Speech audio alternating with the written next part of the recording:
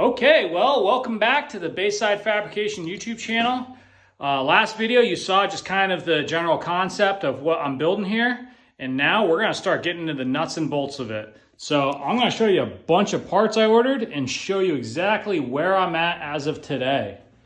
So, and I'll provide part numbers and everything if you guys are interested.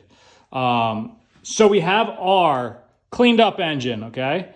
It's all kind of squared to the table for now. Everything's rough. I do have to build a chassis jig effectively. So I gotta get some square tubing and really just do that before I move forward on any of this stuff. But this is all just kind of what parts do I need to make this work?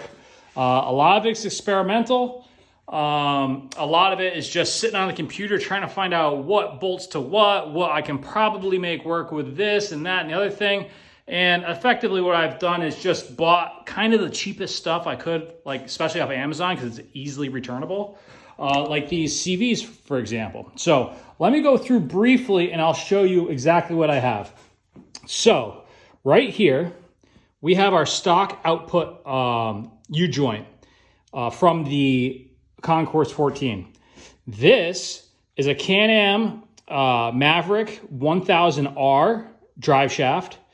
This is a Can-Am Maverick 1000R differential, and these are Can-Am Maverick 1000R axles. So I know if I can get this drive shaft hooked up to this U-joint, then this will spin all of this, which is all just Can-Am parts, and that is correct. However, there's a few caveats, and let me show you right now. Okay, so let's get into the nitty gritty here, and I'm going to explain to you what's going on. So this is the stock Concourse U-joint, which is still in place here. And this is the Can-Am Maverick U-joint. Now the Can-Am Maverick U-joint end caps are 24.95 millimeters, so that's assumed to fit in a 25 millimeter bore. And the inside shaft here on the U-joint is 14.62 millimeters, okay? On the Concourse, my outside shaft is outside cap is 23.94 millimeters, and my inside shaft is 13.89 millimeters.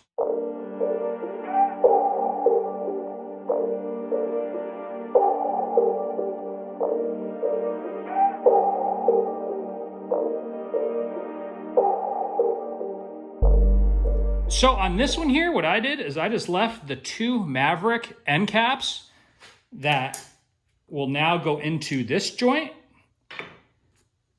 And I am knocking down the diameter on here to fit into the Concourse joints. So my end result is now I have a U-joint with two Concourse end caps, two Maverick end caps, and now the two Maverick ends will go in this side, and then the two Concourse ends will go in this side. So effectively, I just mated this U-joint yoke. I adapted it from the Maverick to the Concourse with just the simple U-joint. So there's no welding, no anything like that. And that allows me to run this drive shaft. Now I'm actually considering not even running this whole drive shaft, just running this small yoke right to here. I'll show you. Right here, and then go right into my diff right here. So it will shorten up this whole thing. Oh, that's approximately 10 inches, which would be really beneficial. It pushes the whole thing towards the motor. So I don't think that's going to be an issue, deleting the shift or the slip yoke, because this is going to be solid mounted. This is going to be solid mounted. Okay, so that's where I'm at with that. So I'm kind of playing around with this stuff, and just so we know on prices, this was $300 for the diff. This drive shaft was 80 bucks, and these two axles, I think both were $120. So here's where I'm kind of running into an issue that I think I have resolved. You can see in a straight line, this differential now is offset, okay? So that's gonna offset the diff, and obviously I don't wanna offset the whole motor to center the diff in order to give us, the diff needs to be in the center for the axles to be appropriately spaced, obviously in the chassis.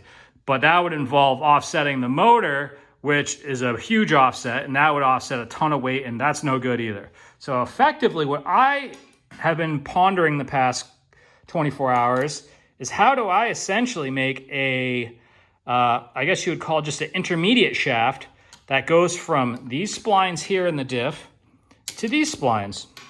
Well, added to all this fun, I'm gonna make a center brake rotor using the stock Concourse rear brake. It's super light.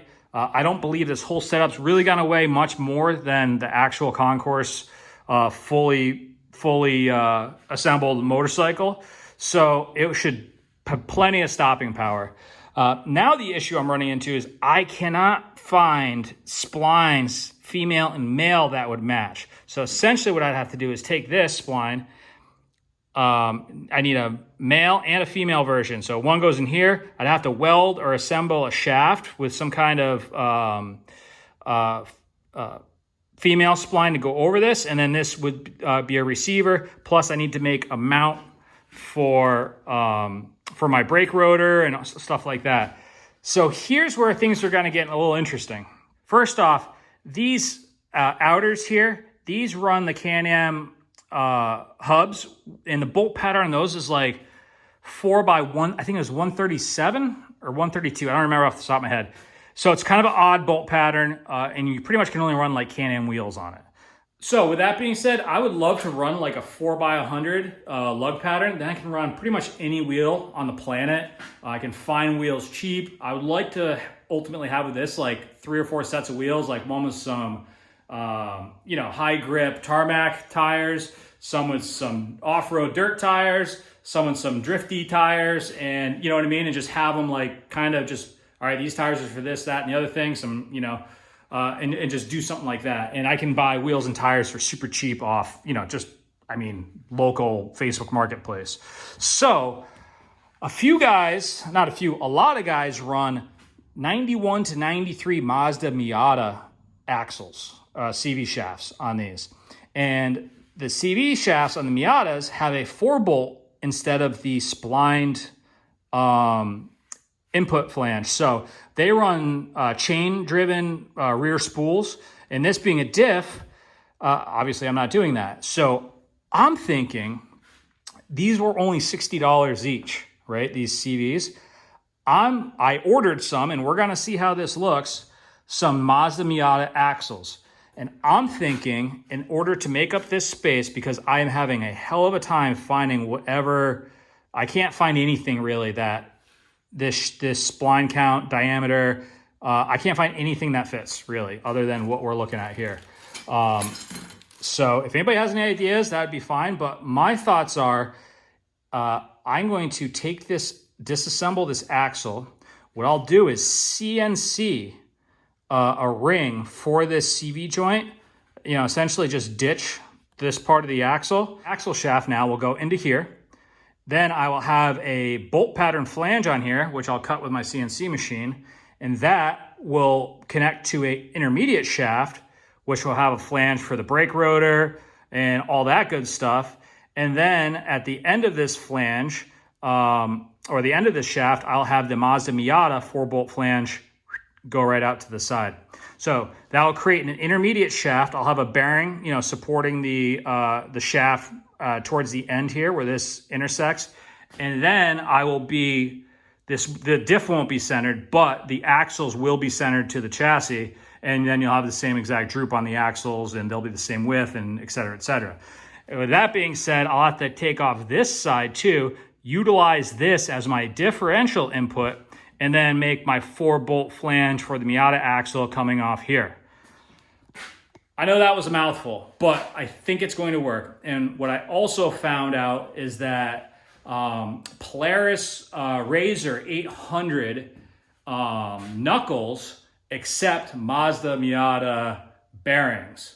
So essentially what I can do is buy the side-by-side Polaris 800 knuckles, insert the Miata bearings, and then the wheel hub, obviously, of the Miata could go in there, and then my axle and the whole thing. So this is what we have here. This is just the Mazda Miata hub, and all I need to do now is buy the Mazda Miata bearing, and then when the axles come in, they'll slip right in there. That will slip into my Polaris RZR knuckle, and then I have 4-lug on the rear. I achieve my bolt pattern, my lug pattern for my wheels, and it eliminates all this searching for correct spline, female, male situation. So that's where I'm at this moment. I'm just gonna do a little more mock-up, and like I said, I'm just waiting for parts. So when these parts come in, we're gonna put my idea into motion and see if it works. Okay, worked a little late last night, didn't do any filming, but I got ourselves a jig started here. So this is just some C-channel, that 3-inch channel that I picked up from local metal supplier yesterday that I had in the kind of the scrap bin. These actually measure 93 inches long. And I got 3 of them, so I'm able to build out a nice little jig here. Now what I'm doing is I get everything square to the jig. I mean, I'm actually utilizing the table because the table is perfectly square. I'm utilizing the table to get the motor centered and find the center line of all this stuff. And it's a little bit of a project, but now that I got it all laid out, building this jig is going to allow us to have a reference point for all the suspension components, the chassis, all that stuff. So we'll have exact exact reference points moving forward. So this is critical. It only costs $100 of material, so it is what it is. So that's what I'm doing here. And kind of a big thing I decided on last night is that I think I'm just gonna directly mount the diff here via just these 2 U-joints to the motor. Now, I'm doing that because I really want the weight as far back as possible. That drive shaft adds another 7.5 inches, which puts the diff out like way here. And that just puts the motor way too far forward in relationship to the rear axle. And it doesn't give us the wheelbase we want. Like I said, just this channel alone is 93 inches. To put it into perspective, a Mazda Miata wheelbase is 89. So with this pushed forward a little bit, I actually had my race seat kind of bolted up, and I'll redo that again once I get the chassis jig sorted out. But it puts me like so far forward, I can't imagine it really being that ideal of a situation. And it also puts the rear wheels that far back with more weight forward, less traction in the rear. Not great. So I think we're going to try this. It's only one way to find out. The only thing I'm a little bit concerned about is a little bit of driveline vibration if there's any misalignment. So I'm going to do my absolute best to figure out and get the this exactly mounted in line with my output flange here. And hopefully it'll just be as smooth as can be and we won't have any issues. This is going to be solid mounted to the chassis, as well as the motor is going to be solid mounted to the chassis. So I think we're going to be good. So yep, right now I'm just going to finish up this jig here. And I'm at the point where I can actually, once I get the jig kind of squared up or kind of more finalized, I can actually get the engine mounted to the jig. And then we can kind of start getting some tubing going for the main frame rails on the jig here, and kind of get like more or less the tubing floor kind of situated here, and be able to start actually mounting engine to the chassis, diff to the chassis, and then we can just go out from there. So that's kind of my goal, is just kind of start from the bottom up. And once we start doing that, and then we'll, get the cage and all that stuff going on. So this is a new thing for me. I've never built a full chassis before, so I figured it'd be good to just start on something small and kind of fun like this. As of right now, I can't imagine being into this project for more than $5,000. So it's like kind of a relatively inexpensive deal. I mean, right now, just with everything I've purchased, I'm like $3,200 into it. So I think I can get away with doing it on the cheaper side. And the end result should be pretty wicked. This is going to be a very fast machine. So, all right, let me get this let me get this jig finished and we'll start bending tubes, I guess.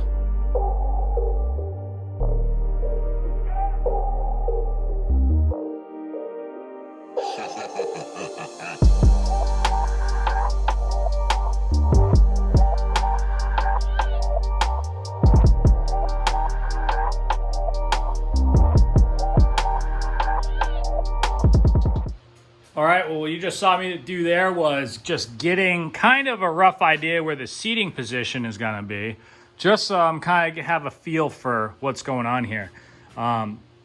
This engine is all shimmed up and right in its place, and I'm actually at the point where I can start bending some tube for the main frame rails of this. But like I said, I just want to get a width, in particular the width, because I don't want this thing to be too narrow and have my elbows be hitting any kind of tubing and stuff like that. So I want it to be a little on the wider side, a little bit bigger, a little roomier than, you know, just some of the ones I've seen at standard cockpit are pretty tight. I'd like to have a little wiggle room in this one, so a little bit wider chassis is no big deal. I also want to keep a kind of reclined seating position.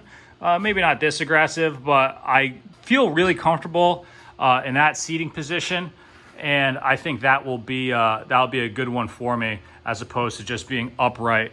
It also allows me to have a lower profile roof line if I'm sitting in that regard. So like I said, we're just kind of winging it here and seeing how it goes. But I think what I'm going to do is more or less kind of build a cardboard like main hoop and see how that looks. And there obviously is going to be a firewall here, but you know, I would like a couple inches at least between my back and the motor with a firewall. Anything happens to the motor, I'm going to be okay. Also, you know, this exhaust gets really hot, so we need a really nice heat deflector situation there too. So, but most importantly, keep me safe. Like I said, if this something decides to eject out of this, I don't want it to inject into me. Let's put it that way. So. Okay, well, we're at a point now where the rear end is kind of taking a back seat for a second because I'm waiting on parts, and I can't do anything without these parts. So we're just gonna hang tight on that for a minute because even before I get the parts, I need something to bolt this stuff to so it doesn't start moving around on me. So everything's in place. We got my jig all set up. Motor's exactly where I want it to be. And what do we have here? A little bit of cardboard action. Okay, so what I'm doing now is I am just kind of giving the outer shape of the main hoop, and we'll kind of work from there. Once we have this, now I can figure out this dimension, and then this dimension can tie into motor mounts, rear ends, and obviously go forward to the front end, which I have no parts for yet. But it should be relatively straightforward up there. Okay, working away with a little bit of cardboard. Just get a feel for the setup here. Like I said, I want to give myself plenty of wiggle room. Now, I'm getting real antsy because nothing's done other than little cardboard templates, but I think I'm going to bend the main hoop because I can do that, and that's not going to affect anything. So I think that might happen right now, just because I got ants in the pants.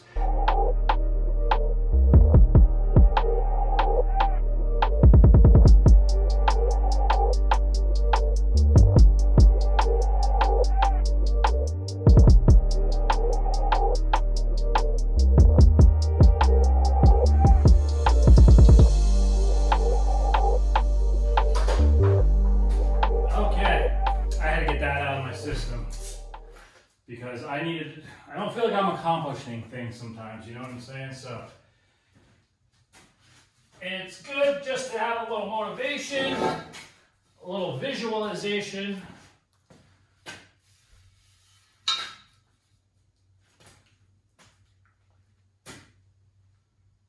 All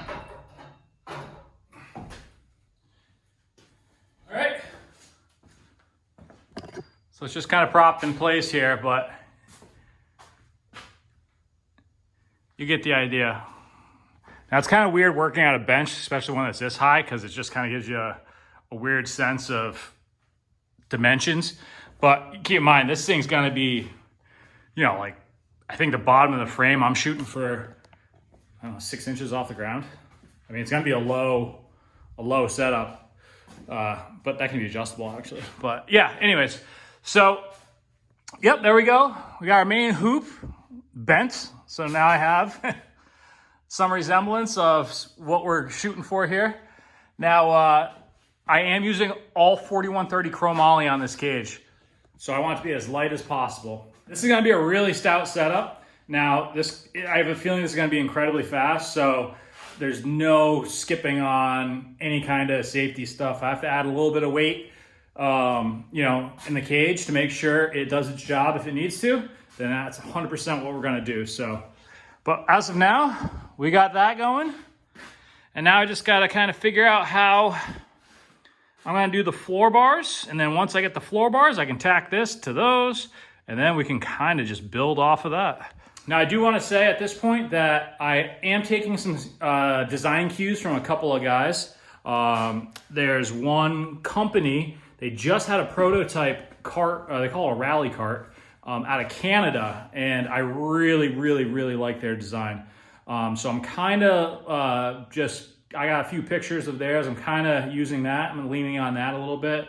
And of course, there's KJ Racing, who he actually has, you know, kits you can buy and build a whole chassis, put it in whatever motor you want, blah, blah. Really helpful guy. I'm not gearing towards what he's doing more really, but he's got a lot of helpful hints and tips with certain aspects of it that I'm leaning on that a little bit too. So it's not like I'm totally blind here. I'm definitely, you know, people have done this before, so I'm definitely just kind of putting my own twist on it and seeing how I can achieve, you know, what other people have as well. I got busy last night and I bent up my 2 side frame rails because I was waiting on these, so I was bored. I need to get something done. So now all I have to do is connect my main hoop to my side rails and get these all squared and everything, and we can start building our chassis. Now, let me show you what I'm dealing with here. These are a little early Christmas present. Now, I can't take credit for this because I didn't think of it and I didn't figure it out, but I believe it's JD's Garage on YouTube and KJ Racing, who I believe found out from JD's Garage. I don't know. They have figured out that Polaris 800 Razor rear bearing carriers can fit Mazda Miata hubs. So all you do is press in a Mazda Miata bearing, because it's the exact same outer diameter as the carrier, and then you press your hub into said bearing, and then your axle goes on the hub. So that's super straightforward.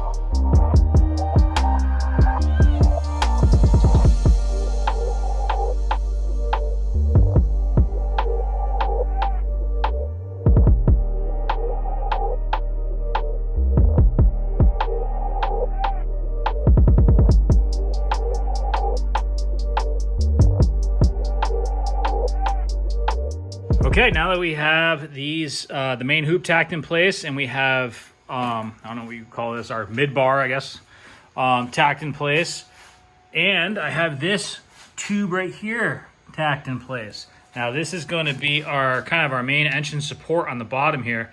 So what I did is I'm going to utilize the stock bolt here. And the way these work is these actually have a threaded, I guess you call it a sleeve that goes in there. So what you can do is once this is in, you can tighten this right to the mount, and that way there's no slack. So it makes it much easier to pull the motor. So when you do that, and then you know, you have adjustment this way and this way, which essentially just extends and retracts that mount. I'm gonna reasonably assume it's just for minor differences in the factory motorcycle casting, or if they use the same exact chassis for different motors. I'm not sure, but they do it like this for a reason, and it's no point in trying to reinvent anything here. We're just going to reuse this because it's going to work, and we know it works in the bike, so it's going to work here. So I just made a few measurements here, and I'll show you on our Fusion 360 software how it's going to work out, and we're going to translate that into some real life tabs. So check this out. I got a couple of those tabs whipped up in Fusion 360. And we got some 1/4 inch on the table here. I think everything looks good. Cutter's good. All right. Away we go.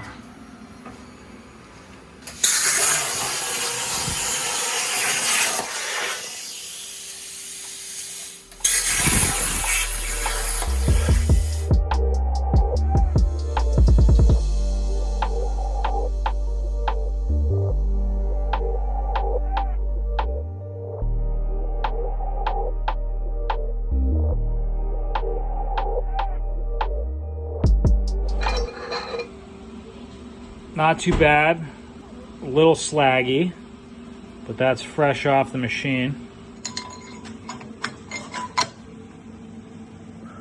Oh, it's gonna be perfect. So I intentionally undersized it just a tad, and then we'll ream it out, and that will be mint. So this shaft here has a big side and a little side, so I didn't exactly have the drill bit for this. So I just figured we can throw a reamer in there and get it to the size we need.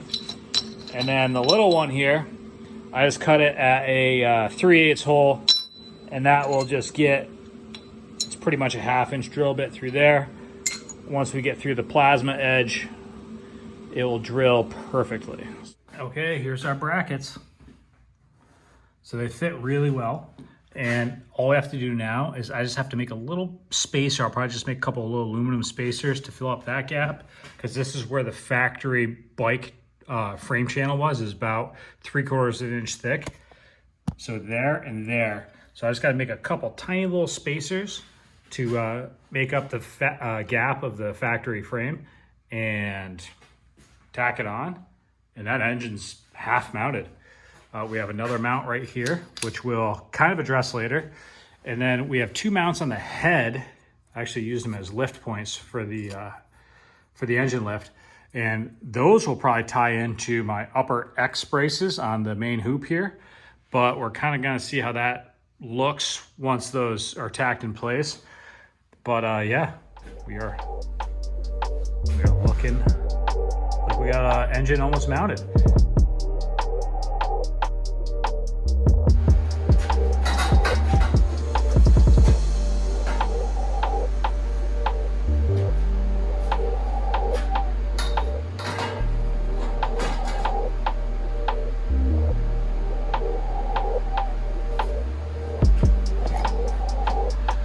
There we go. Big Kid Legos. Now, I went through a couple different ideas on how to do the rear bars. I wound up going up a little higher than I wanted to, just because I want room for radiators, potential turbo stuff down the road, as well as a fuel tank somewhere. I'll probably put the fuel tank somewhere right down here, keep a low center of gravity with it, and maybe just kind of make it a little bit of an odd shape so it kind of fits all in these nooks and crannies, and it's just really nice in the back of the setup here. But that's what we're doing there. And just because I'm thinking out loud here, maybe we could do like saddle tanks, one tank here, one tank on the other side, and just do them right in the right there as well. But so now I'm gonna get the rears tacked in, and once these are tacked in, now we can start thinking about our diff here. Everything all shimmed up and lined up, and this is as straight and as level as I think I can possibly get it. But for now, I just have to get, you know, something to hold this diff in place. I'll probably tack it right to the jig here and just get at least one bolt in so I can make my mount here for this whole diff assembly. So I'm gonna get some cardboard, kind of figure that out, and we'll go from there. So check this out. Forgive my mess here, but what I'm doing now is taking the Maverick 1000R CVs. I think they were like 60 bucks a piece, and all I'm using is this center, the center part of the CV. I'll show you what I'm doing with it. So I already had one disassembled, and I cleaned it up, and this is what we're left with. So this has the groove in it for the retention clip into the diff, and it has the groove for the O-ring, which I already took off. So that will seal it into the diff. And now this is just, like I said, the inner cup of the CV cleaned up. And all we have to do is mate this to this. Woo!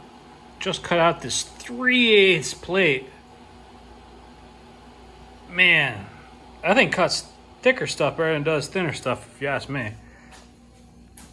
So what we're doing with this is Maverick, Miata. Maverick needs to go on Miata. So that's what we're gonna do.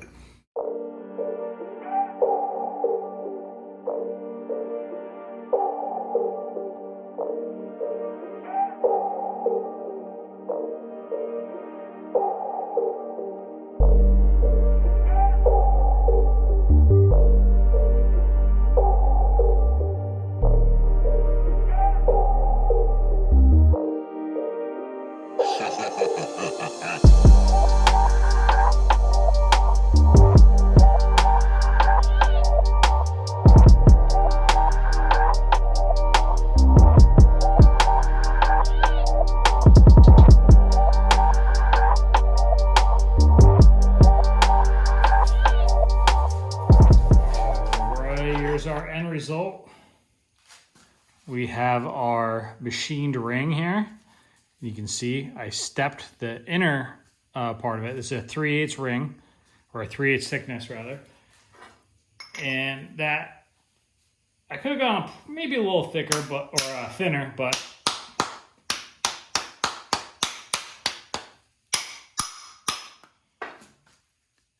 that's a press fit on there. You see how we have that little inner diameter now. And now this is all going to be welded. And then this press fits onto there. And then all we have to do at this point is just drill our bolt pattern, which is super easy. So think of it like this. Like the bolt pattern actually is just a clamping force at this point. So what this is going to be is the hub-centric, essentially. If you think of like, you know, if your car has hub-centric wheels, the actual lug pattern really doesn't, I mean, it matters, but it's not precise like it is on a lug-centric car.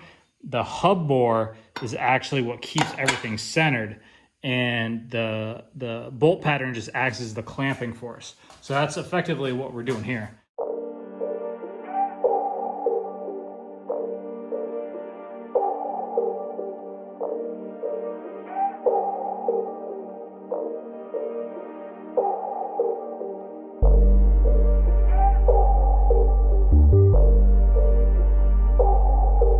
Now I'm waiting on parts. I ordered a couple bearings, spline shaft, a couple weld-on shaft couplers to make this assembly, which will house our brake rotor. And I kind of have a idea that I saw kicking around where you use a starter motor as an electric reverse. So I bought a little ring gear. We're gonna see if that will work. I got a Honda starter motor kicking around. We'll see if the splines match up and if that's even gonna be something that works out. So that's something I'm kind of waiting on. So in the meantime, I'm gonna keep on going with the cage aspect of it. Now, one important thing here is I need to mount these to the cage somehow. So I'm gonna make an X in the main hoop, kind of like I always do on my cages. And this is going to work out really well. You see, we're in line with the X here. So I'm just gonna make probably a 1/4 inch tab from here to here. And that's gonna be our front mount on either side of the motor. So that should work out really, really well. So then once that's done, we'll have our rear mounts here, our front 2 mounts, motors mounted. Got the X tacked in place, and I bent up some 1/4 inch engine brackets here for the head side of things. And these fit really good, as you can see. Just need to throw some weld on that, and now our engine's mounted in our 4 places. All right, well, I think that's a good spot to leave off. I'm gonna just keep plugging away, and we'll catch you on the next one. But I'm gonna try working on this as hard and as quick as possible because I want to drive this thing. So I'm very motivated to get it going. You hear my kids going nuts in the background. So have a happy New Year, guys, and we'll catch up with you in a little bit.